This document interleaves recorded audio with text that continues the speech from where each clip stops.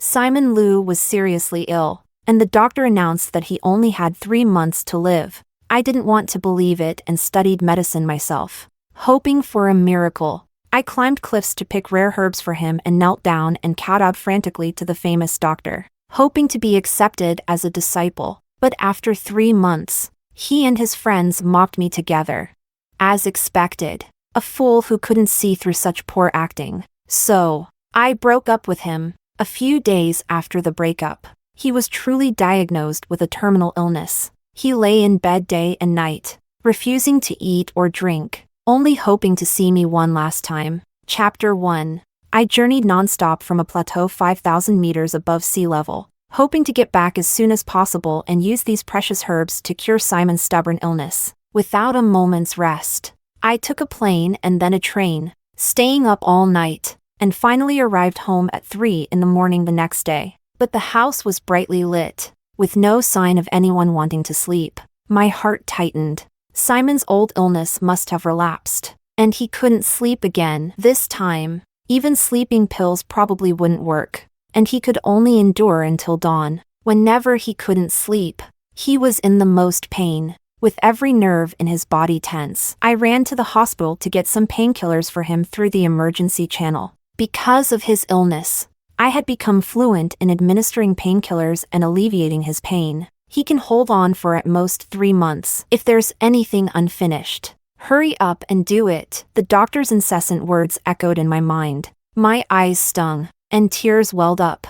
I clutched the straps of my backpack. Fortunately, it contained the herbs I had picked from the cliffs. He must get better soon. There are so many things I still want to do with him. We haven't raised kittens and puppies together, haven't traveled together, haven't gotten married.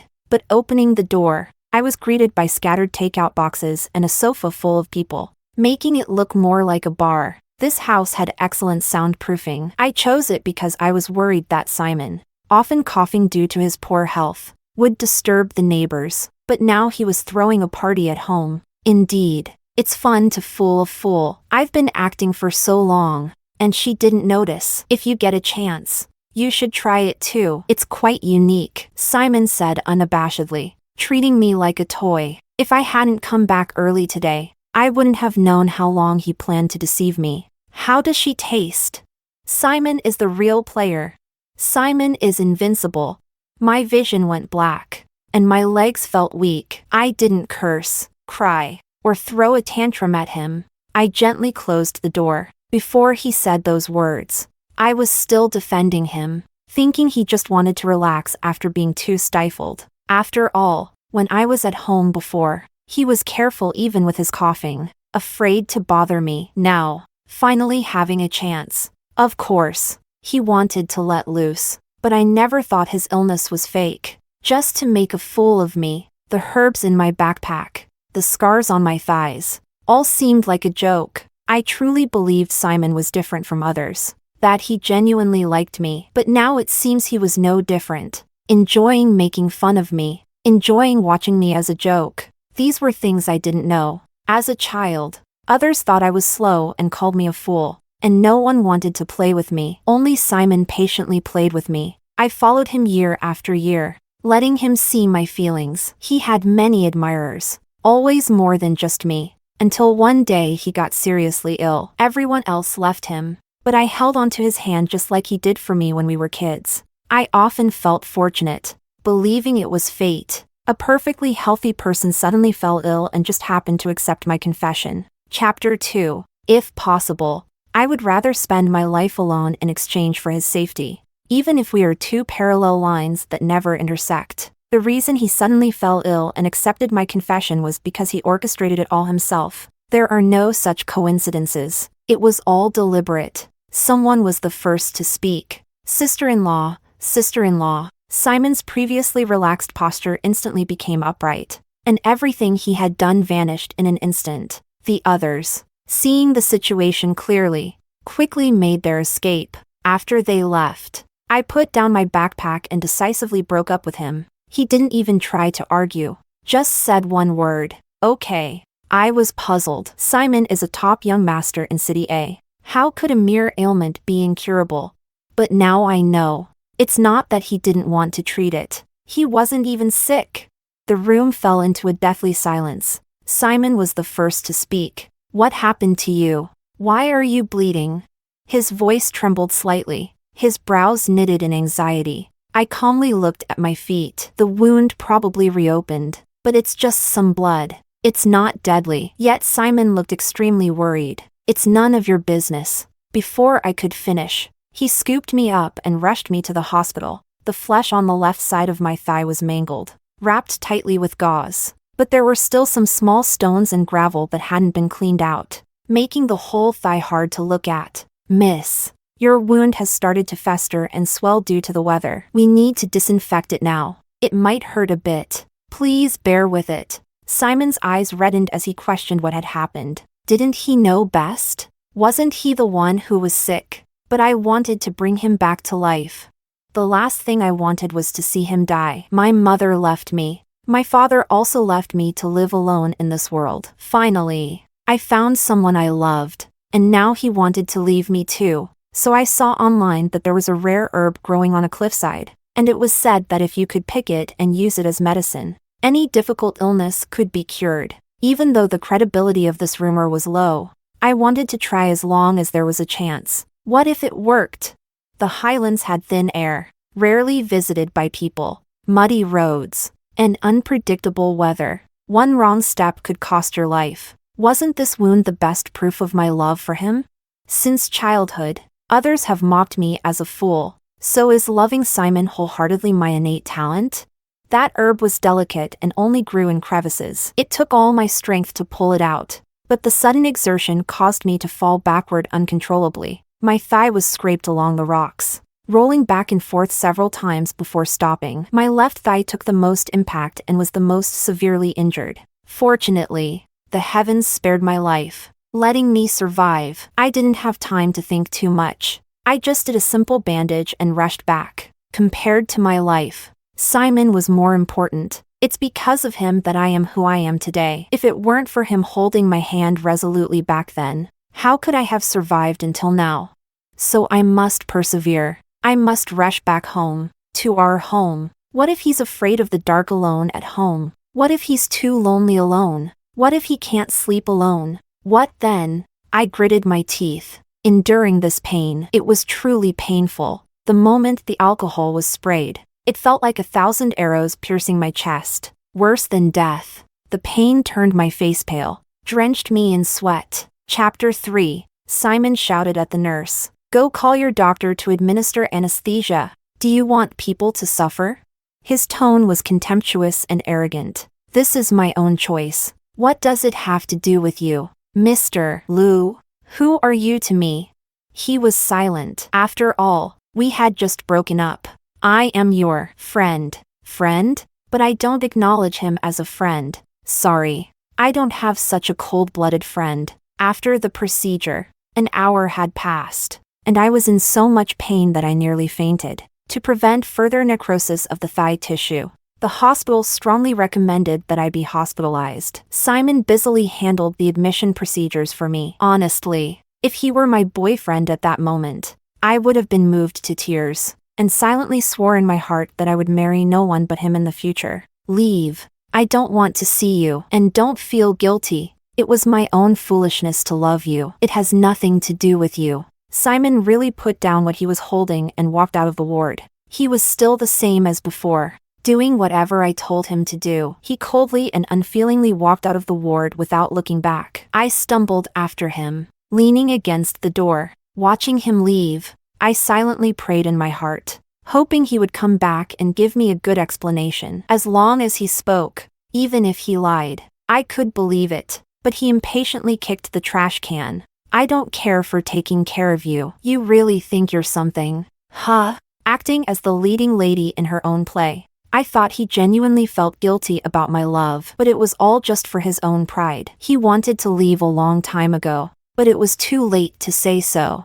If I had known earlier, he wouldn't have had to play this one-man show with me. It's my fault for selfishly wanting to keep him by my side. I didn't mention how I got injured. Just made up a random excuse, saying I had a careless fall on the road, but he didn't realize that my clumsy lie had deceived him. After all, he never took my words to heart. To him, I was never particularly important. Maybe during idle moments, he would bring up my stories to mock me with his friends, calling me a complete simp. Fortunately, my body wasn't in serious trouble, just requiring daily hospital visits for dressing changes. After returning home, I stared blankly at the prepackaged herbs in the fridge. Brewing herbal medicine is a meticulous task, requiring precise proportions of herbs and water. In this scorching summer, I had to sit by the stove, watching over the pot. One must be fully attentive and focused. Otherwise, the water would dry out in an instant.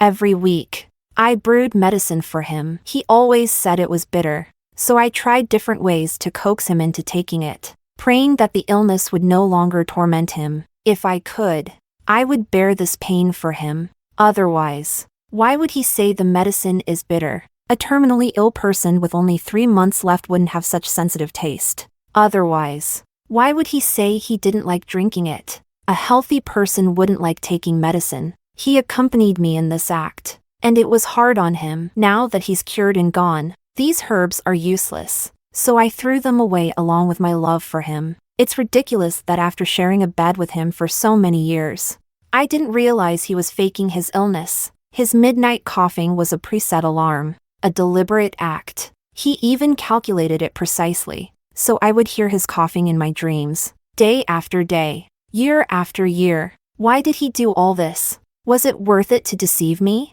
I prayed for him day and night, searched for renowned doctors, traveled to the ends of the earth. As long as I lived, I would keep hope alive. My heart turned cold. If I had known this was the outcome, I might as well have died with my parents on that cold winter night. At least I wouldn't be lonely. The door was knocked. I opened it to see Simon, reeking of alcohol, and heartlessly shut the door. My home doesn't welcome you. But he ignored my words, drunkenly mumbling something unintelligible. I could barely make out a few words. He wanted the medicine. He felt unwell. Ha! Still wanting the medicine? Isn't he already cured? What's he playing at now? Maybe being drunk was just another act. I threw a basin of ice water on his face, waking him up a bit. He trembled, holding my hands. Miriam, I realized I can't live without you. If I don't drink that medicine for a day, I feel miserable. Chapter 4. I pushed him away. His discomfort was none of my concern. I wasn't a doctor. Looking back, it's quite funny. I lived my days as if they had 48 hours instead of 24. Working during the day and auditing medical classes at night. I bought a pile of books to study at home, often reading them when I couldn't sleep. I searched for cases similar to Simon's, but even after the books were worn from use, I found nothing. Worried that I lacked skill, I sought out a renowned master to take me as an apprentice, but since I was not in the right field and lacked extensive medical knowledge, no one was willing to accept me. Fortunately, I managed to obtain a certification, which barely proved I had some knowledge. Whenever I had time, I would kneel in his yard, not for fame or fortune, but just to have him take me as a student to cure Simon's illness. This was my only wish in life. Dr. Chen, exasperated, came out and poured dirty dishwater over my head, scolding me to leave immediately. I abandoned my pride, clutching his pants and begging him to take me as a student. I kowtowed repeatedly, each knock of my head heavy and resonant, striking the hearts of those who saw. My head was soon bloodied, my brain feeling shaken. Finally, Dr. Chin agreed to take me as an apprentice, but only on the condition that once Simon was cured, I would leave. I nodded in agreement. All I wanted was for Simon to be healthy. Under his guidance, I made rapid progress, even learning pulse diagnosis and acupuncture. Sometimes, when the clinic was busy, I could lend a hand. I thought Simon was genuinely too weak, believing he had only 3 months left to live, yet I couldn't diagnose his illness. I spent countless efforts trying to treat his illness, only to find it was all in vain. What was it all for? It was for him, for our future. Memories surged back, stabbing me with pain once more. Simon, pale, collapsed in my arms, weakly calling my name. Seeing his complexion worsen, I rushed him to the hospital, The results came back quickly. He had acute lung cancer, requiring extensive surgery, with only about 3 months to live. I couldn't help but laugh coldly. Simon, in an attempt to win me back, had convinced the doctor to act with him. His performance had escalated dramatically. Wasn't it 3 months before? And he was still fine now. Simon, can you stop with these little tricks? I'm not you. I don't have time to play along. Thank you for enduring this act with me before. Name your price. I'll sell everything to pay you back. Director Liu, don't go to such lengths next time. Thinking he was lying, I went home. 5 days later, I heard about Simon again. His friend called, stammering, "Sis, brother Simon is in the hospital. He wants to see you one last time. He doesn't have more than 2 months left." 2 months again, when just days ago the doctor said 3 months. I didn't believe it and hung up. Then, a video came through. Simon, lying in bed, tubes everywhere, the sheets stained red, blood at the corners of his mouth. It seemed he wasn't pretending this time. I retrieved the discarded herbs from the fridge and rushed over. Could he really be ill? Well, I'd treat it as a final visit. Simon, upon seeing me, gave a tired but happy smile, unable to stop coughing, his lungs seemingly about to burst. Yet he restrained himself, looking at me helplessly, apologetically. He said, "I'm sorry, Miriam. I initially meant to deceive you." I loudly claimed I was ill, and everyone avoided me, calling me a sickly person. But then I realized that you were the only one who truly cared for me. It was my fault in the past. My days are numbered. Will you accompany me through the last leg of this journey?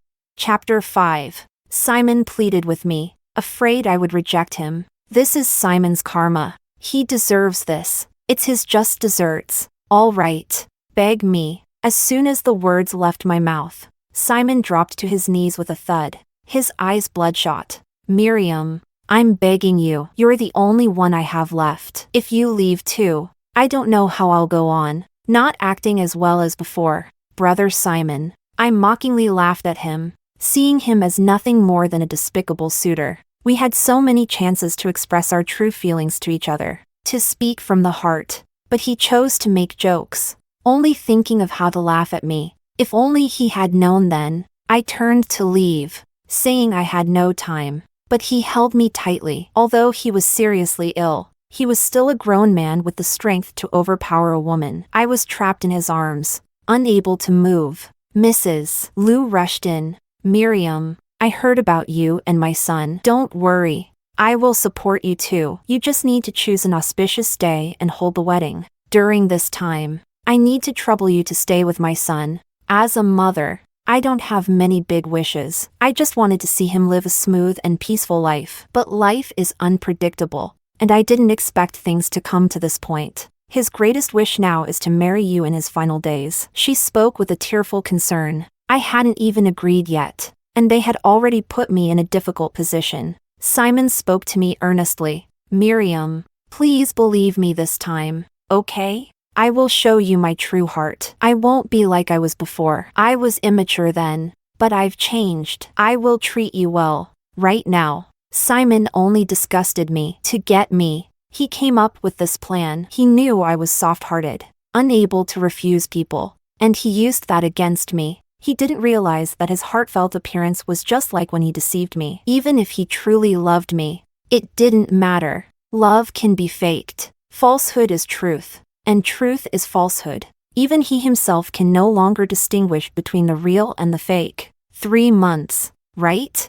Hold a wedding, right? Then I'll agree. Seeing me agree, Simon smiled a smile I hadn't seen in a long time. He hugged me and spun around in the hospital room. People outside the door looked in with envious eyes. They thought illness and the threat of death hadn't separated us, not knowing this was just another act I was playing with him. In 3 months, we would go our separate ways. He would go to his hell, and I would live my life. Since agreeing to the wedding, he took me to bridal shops every day to try on dresses. He even hired a foreign designer to tailor a wedding dress for me. But I found it bothersome. I didn't care at all. I didn't love him anymore. My heart was unmoved, just wanting to get it over with and move on with my life. Before, I would have been thrilled for hours over a soda can tab he picked up and put on my finger. But now, wearing a gorgeous wedding dress, standing next to the man I supposedly loved, I had only one thought in my mind: to escape. Marrying someone I didn't love was killing me. I tested Simon. What if you don't make it to 3 months and I become a widow?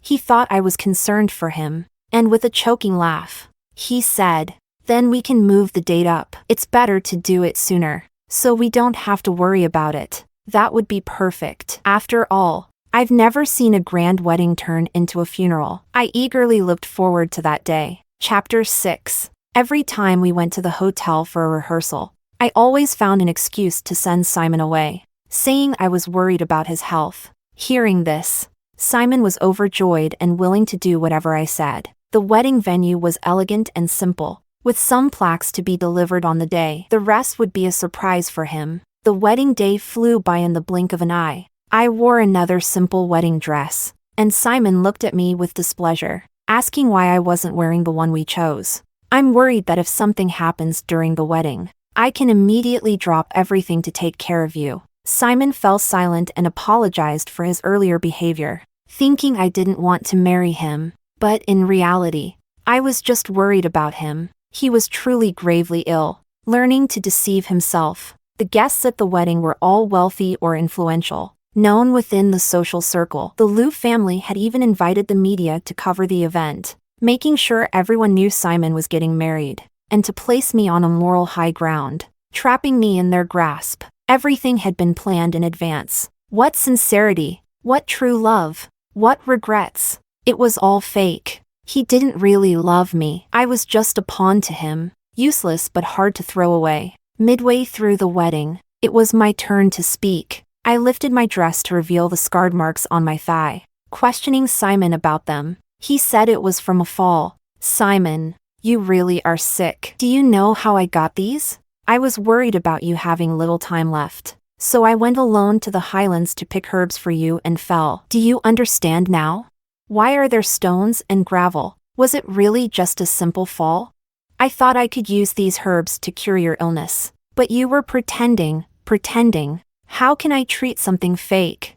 When Simon was healthy, he loved hiking, exploring remote highlands. He knew how difficult those paths were and how unlikely it was for a girl to survive. I thought the hardest path was the one to the highlands, but in reality, the hardest path was the one of true love. People imagine this path full of flowers, but it's one full of scars that don't stop hurting. You asked why I suddenly cut my bangs. I told you it was because I wanted a change of style. I lifted my bangs, showing the stitched scars on my forehead. This is from my arrogance, thinking I could be a goddess of love, begging others to accept me as a student to cure you. Stitch after stitch. I really thought I was a fool who fell for your lies time and time again, yet was still willing to believe you unconditionally. Yes, now I'm finally willing to admit that I'm a fool. Before, when others called me a fool, I tried to explain, but now I see I truly am a complete fool. I've never felt such hatred. The overwhelming emotions were engulfing me. I hated the injustice of the world, hated that Simon was never sincere, hated my own weakness and helplessness, and more so, hated watching all this and being unable to do anything. I took off the wedding dress, revealing my casual sportswear. I clapped my hands, and the once festive wedding decorations transformed into a funeral setup. Everyone in the hotel was stunned. Simon looked at me in disbelief. What are you doing? Today is our wedding day. Can't we talk about this at home? I know I was wrong before, but I'll change. Please believe me, okay? Chapter 7. Simon begged humbly, but it was too late. Too late. The plaques and wreaths were brought in, and the cheerful music switched to a somber melody. Mrs. Liu spoke coldly, gritting her teeth, with fire in her eyes. What's wrong with my son? He barely has any time left and still wants to marry you. You are a wicked person with a heart of a viper. He's not even getting treatment just to marry you first. Simon stood between us. Mom, this is all my fault. Don't blame her. I looked at him with a bright smile. Do you like the surprise I prepared for you? Early death or late death. In the end, you die. I prepared this grandly for you. Even the wreaths were ordered by me so you can rest in peace. Acting with you was quite exhausting, but now I understand why you had such a hard time keeping it together. It must have been tough for you, acting with me year after year." Tears flowed uncontrollably like a river breaking its banks. Simon crouched down in pain, holding his head, and gave me a bitter smile. "As long as you're happy, it doesn't matter. I was going to die sooner or later. Seeing you prepare all this with your own hands also makes me happy, doesn't it?" I had no words for Simon anymore. I liked the brave Simon of before, the one who didn't fear others' opinions. When he started lying to me, taking the first step to deceive me, I no longer loved him. He was truly crazy. I quickly packed my toiletries and clothes and left for another city to clear my mind. Too many things had happened recently. I needed to relax. That night, I saw in the long quiet neighborhood group chat that Simon was at my door, pressing the doorbell, saying he would stop when I opened the door. It was midnight, and although the apartment was well soundproofed, the sensor lights would turn on every time the doorbell rang, disturbing the neighbors. Someone in the group recognized him as my boyfriend. They began discussing, saying I was probably working late to earn money for Simon's treatment, and even strangers knew I was working for him at such hours. Only Simon didn't know. Only he was in the dark. If he had only paid a little more attention to me, if he had cared a little more, he would have known I loved him more than myself. I could go without food or drink, but he had to have the best. I wrote in the group that he wasn't my boyfriend and asked security to remove the intruder. A kind woman tried to mediate, saying couples always argue, and it was normal to have disagreements, but a broken mirror cannot be repaired, and I knew we had no future. Simon called me, saying he wanted my forgiveness. Forgive him? What for? My sincerity had already been betrayed. Finally, security warned him, and he stopped ringing the doorbell, but he didn't give up, sitting outside my door, saying he would wait until I returned and opened the door. After enjoying myself, I returned home. I didn't know if it was because he hadn't eaten or drunk anything, or if his illness had worsened, but he was extremely thin, just skin and bones. Seeing me, he stumbled towards me. I turned, and he accidentally fell to the ground, bleeding profusely. Chapter 8. Stop pretending to be dead. No one feels sorry for you. Don't die at my doorstep. It's unlucky and will lower the property value of the entire neighborhood. If you want to die, do it quietly somewhere else. Don't be an eyesore. I chastised him incessantly. A kind neighbor called an ambulance and had him sent to the hospital. Mrs. Lou's voice came from outside. She was humbly begging me to see Simon one last time. It was strange. He had told me before that he didn't get along with his family. Yet here was Mrs. Lou, dressed in luxurious clothes, earnestly pleading for me to visit him in the hospital. She even stood up for her son at the wedding. Indeed, old habits die hard. Not a word from Simon's mouth was true. I know you hate him, but people make mistakes. He's about to die. If you hate him, go and curse him to his face. Vent your anger, okay? What a mother and son pair. Even their words were identical. Since he was about to die, there was no harm in seeing him. Simon had already received a critical condition notice. While I was away clearing my mind, he had stopped his medication against the doctor's advice, causing his condition to worsen rapidly. His body, which could have held on a little longer, was self-destructed by his actions. Serves him right. Simon clung to my hand, unwilling to let go. You hate me, right? I'm about to die and won't have another chance to hold your hand. Let me hold it a little longer. I owe you an apology. I hurt you and broke your heart. When I die, you can do whatever you want with my body. Scatter my ashes to fertilize flowers or feed fish.